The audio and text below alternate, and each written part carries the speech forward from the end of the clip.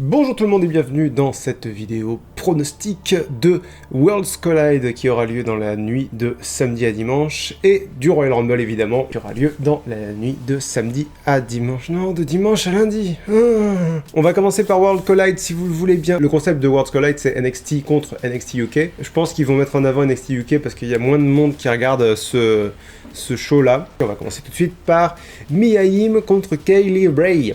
Alors, vu que ça va être un truc d'exhibition, je pense qu'ils vont pas faire perdre les champions. Donc je pense que Kaylee Ray, qui est championne des Royaumes-Unis, sauf erreur de ma part, je pense qu'elle va, de toute façon le match n'est pas pour le titre, mais je pense qu'elle va gagner le match. Sans grande surprise, je suis pas très excité par ce match-là. Je suis pas très Kaylee Ray, je suis pas très Mia Yim non plus. Donc ensuite un match qui me hype nettement plus, DIY contre Moustache Mountain. Alors je suis partagé parce que d'un côté Moustache Mountain sont une vraie équipe, c'est-à-dire que DIY ne sont plus en équipe depuis un petit moment maintenant, mais d'un autre côté Gargano et Ciampa sont tous les deux dans une rivalité, ce qui n'est pas le cas de Trent Seven et Tyler Bates, sauf erreur de ma part. Évidemment je préférerais que Gargano et Ciampa gagnent, évidemment.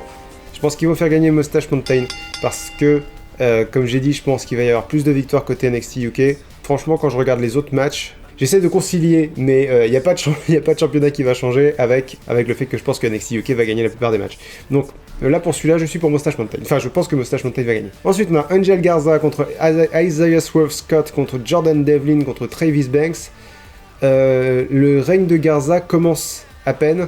Comme j'ai dit, je pense pas que ça va changer. Si ça change, ça sera pour Isaiah Swerve Scott. Mais je pense que c'est trop tôt dans le règne de Garza pour lui faire changer son titre, pour lui faire perdre son titre. Donc je pense que Angel Garza va rester champion. Ensuite nous avons Finn Balor contre Ilya ou Ilja Dragunov, je ne sais pas, je crois que c'est Ilya Dragunov. Finn Balor est en feu depuis qu'il est revenu à NXT, ce serait vraiment dommage de le faire perdre maintenant. Ilya Dragunov, il a déjà perdu contre Cassius Ohno, contre Alexander Wolf. Donc je pense qu'il y a moins à perdre à faire perdre Ilya Dragunov qu'à faire perdre Finn Balor, d'autant que Finn Balor a un match de prévu contre Johnny Gargano. Je pense que Finn Balor va battre Ilya Dragunov. Je pense que je vais ouvrir au chat. Ensuite nous avons Rhea Ripley contre Toni Storm. Évidemment Rhea Ripley va gagner, c'est sa première défense de titre. Toni Storm a vaincu Rhea Ripley 2 fois à NXT UK, donc il faut que Rhea Ripley efface cette dette si vous voulez qu'elle a. Récupère cette victoire qu'elle n'a pas. Ah, compliqué. Et ensuite nous avons Imperium contre Undisputed Era. Je suis assez confiant sur le fait qu'Imperium va gagner, parce que je pense qu'ils veulent mettre en avant NXT UK, mais surtout parce que je pense qu'il commence à y avoir des... Je pense que ça va commencer à craquer du côté de l'Undisputed Era. Va commencer à y avoir des fêlures au sein de l'équipe. Une défaite là contre Imperium peut mettre ça en avant, peut mettre en avant le début de la fin de l'Undisputed Era. Voilà, ça c'était pour Worlds Collide, et nous allons passer tout de suite au pronostic pour le Royal Rumble, qui a 6 matchs en plus des 2 Rumble. Panda va adorer, on va avoir un PPV qui va durer 5 heures, ça va être fantastique, parce que les Rumble ne peuvent pas être raccourcis. Et en plus de ça, il y a 6 matchs, donc à commencer par Andrade contre Humberto Carrillo pour le titre des États-Unis. Ils se sont mis dans une situation de merde où il n'y a pas de bonne solution. C'est-à-dire, Andrade peut pas perdre, il vient d'être champion. Carrillo peut pas perdre parce qu'à chaque fois qu'il a une chance d'avoir le titre US, il perd, il arrête pas de perdre, et il vient de revenir d'une blessure scénarisée. Donc, qui que ce soit qui perde, ça va être très dommageable pour lui. Mais quand c'est comme ça, je préfère que Andrade reste champion parce que il faut que au moins la ceinture reste forte, quoi. C'est Sturi qui va pas être content parce que la personne ne va rester fort. Pauvre Sturi, il va pleurer, faut lui faire des câlins.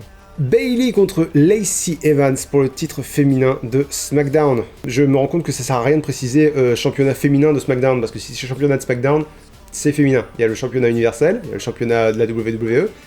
Et chez les femmes, il y a le championnat de SmackDown et le championnat de Raw, donc ça sert à rien de préciser. Bayley contre Lacey Evans. Alors, ils en ont rien à foutre de Bayley, hein, ça c'est assez clair. Ouais, je pense qu'ils vont profiter du Rumble pour faire, pour lancer la rivalité qu'ils ont vraiment envie de lancer, c'est-à-dire Lacey Evans contre Sasha Banks. Donc je pense que Lacey Evans va gagner et qu'après ça va lancer un programme Lacey Evans contre Sasha Banks. Ça me paraît pas déconnant comme raisonnement. Donc plutôt Lacey Evans, là mon pronostic est sur Lacey Evans. Ensuite on a Shorty G, putain je m'y ferai jamais, Shorty G, on a Chad Gable contre Sheamus. Sheamus qui revient de blessure, pas scénarisée, et qui est donc la première rivalité, et lol, Chad Gable petit. Évidemment, Shorty G va perdre. Je pense que c'est un match qui va durer moins de 2 minutes. Genre, Sheamus va lui faire un brogue kick dans la gueule et fini. Je serais très surpris que Shorty G gagne parce que Sheamus vient de revenir de blessure. Évidemment, il est plus grand, donc il ne peut que gagner. Ensuite, on a Roman Reigns contre King Corbin dans un Falls Count Anywhere match. Qui dit Falls Count Anywhere dit bien sûr ce sera Corbin, Ziggler et Roode et peut-être The Revival contre Roman Reigns et les Usos, puisque c'est ça le programme en ce moment à SmackDown. Là, vous voyez, j'aurais préféré attendre SmackDown pour vous donner mon pronostic, mais je peux pas attendre SmackDown, donc beaucoup de gens pensent que Reigns va gagner le Rumble, donc à mon avis, ça va être soit Reigns perd ce match-là, gagne le Rumble, soit Reigns gagne ce match-là, perd le Rumble. Je partirai plutôt là-dessus. Je pense que Roman Reigns va gagner, ça va frustrer Ziggler, Corbin et compagnie, et que du coup ils vont le démonter après le match et ça expliquera que Roman Reigns est très fatigué, c'est pour ça qu'il a perdu le Rumble, sinon bien sûr qu'il l'aurait gagné, ils ne sont que 29. Ensuite on a Becky Lynch contre Asuka. Bon évidemment Becky Lynch va gagner, je veux dire, ce serait une excellente idée de faire gagner Asuka, parce que ça voudrait dire, même maintenant que Becky Lynch est devenue Superwoman, qu'elle est surpuissante, elle a toujours un point faible, c'est Asuka. Becky Lynch a mis en avant Asuka comme personne dans cette rivalité. Elle a savoir que Asuka l'a battue en janvier dernier au Rumble dernier, ça lui a foutu ça lui a foutu un vrai bourdon, c'est-à-dire elle sait qu'elle a beau être au sommet du monde, il y a toujours cette femme qui peut la battre.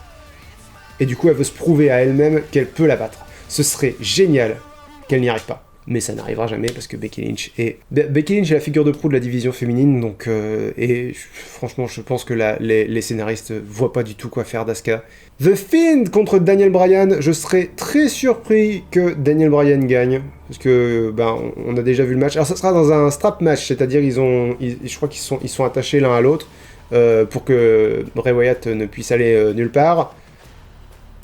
Je suis à peu près sûr que Bray Wyatt parviendra à se détacher et à disparaître, ou voilà. Et je pense que Bray Wyatt va gagner. Pareil, je suis assez confiant. Alors, on va embrayer sur les Rumble, donc ça me permet de faire une transition. Il y a 2 rumeurs tenaces concernant les Rumble. Le premier, concernant le Rumble masculin, c'est que Roman Reigns va gagner pour affronter et battre The Fiend à WrestleMania. C'est une très mauvaise idée, mais je vois pourquoi ce pronostic est populaire.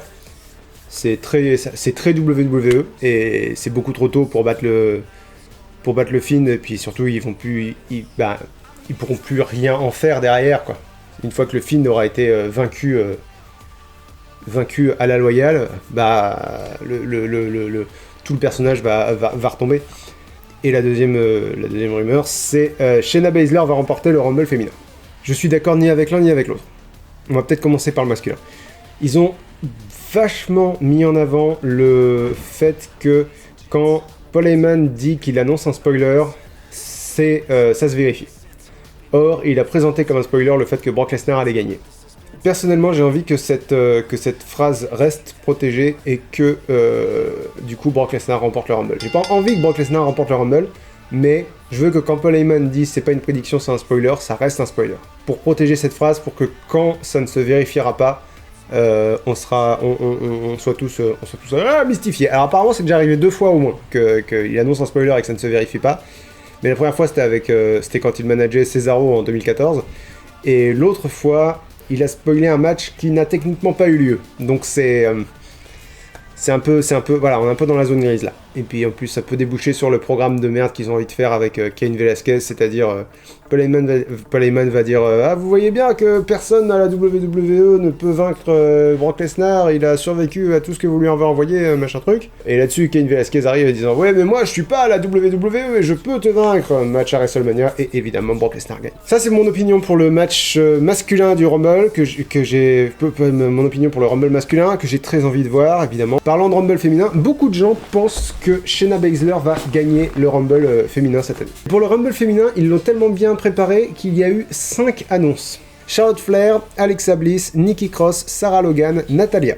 Alors, une victoire de Shayna Baszler aurait eu un sens si ils avaient toujours envie de mettre en avant NXT.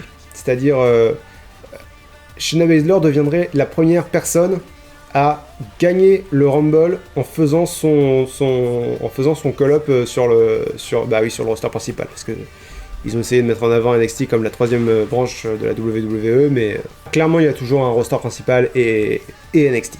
Est-ce qu'ils veulent faire ça avec Shayna Baszler ? Ça m'étonnerait beaucoup. Pour moi, il y a deux options qui sont beaucoup plus réalistes. D'une part, c'est Charlotte Flair. J'en reviens pas qu'ils aient réussi à faire deux Rumble sans faire gagner une seule fois Charlotte Flair.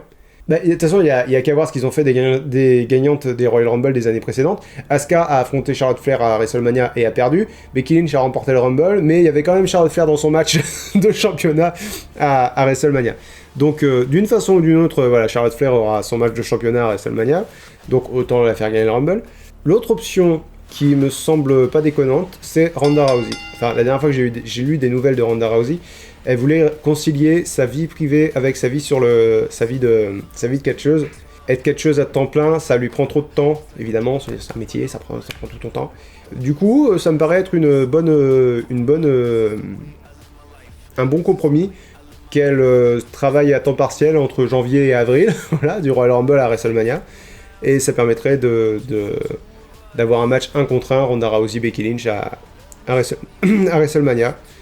Ronda Rousey semble disponible en ce moment. Donc je pense que si Ronda Rousey est dans le match, elle va le gagner. Si Ronda Rousey n'est pas dans le match, je vois plus une victoire de Charlotte Flair. En tout cas, ça m'étonnerait vraiment beaucoup. Mais dans le bon sens du terme. Vraiment, je serais très surpris positivement que Shayna Baszler soit dans le match et le gagne. À mon avis, elle sera dans le match, mais elle le gagnera pas. Je pense qu'elle sera dans le carré final. Elle sera même peut-être dans le trio final. Mais je serais très surpris qu'elle le gagne. Merci à tous d'avoir regardé ces pronostics, je vais les monter cet après-midi, j'espère qu'ils seront disponibles ce soir, parce qu'il y a Poppy et Panda qui arrivent cet après-midi, et qu'il faut donc que je me dépêche. On se donne rendez-vous pour le bilan la semaine prochaine, on se donne rendez-vous quand ce dimanche, pour le 50-50. D'ici là, gardez-vous du mal, et soyez forts, et soyez beaux, et que la paix soit avec vous, j'en sais rien. Allez faire des choses dont j'ignore la tenance. Oh, je sais pas, j'aime pas dire au revoir. Cassez-vous.